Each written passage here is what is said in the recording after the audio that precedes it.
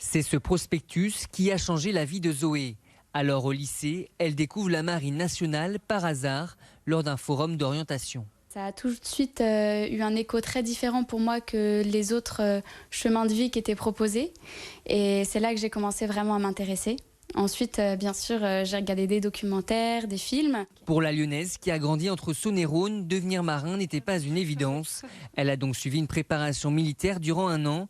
En parallèle de ses études, Zoé a pu découvrir l'armée, la navigation ou le tir, une formation qui l'a convaincue. Elle promet aussi voyage, elle promet aventure dans un cadre de vie qui est complètement différent que celui qu'on connaît en ville. Donc ça m'a fait très très envie. Ça a participé à mon choix. Et ensuite, pour l'évolution possible, la reconversion après qui est aussi accompagnée. Fin août, Zoé intégrera l'école de Mestrance à Brest pour apprendre les rudiments du marin. Elle suivra ensuite une formation spécialisée pour devenir détecteur. Détecteur, c'est travailler avec les sonars, les radars et les moyens de détection électromagnétique et de pouvoir voir et entendre tout ce qu'il y a autour du navire, au-dessus, en dessous, afin de permettre sa sécurité et la détection de ce qu'il pourrait y avoir. Voilà, c'est au cœur des opérations navales.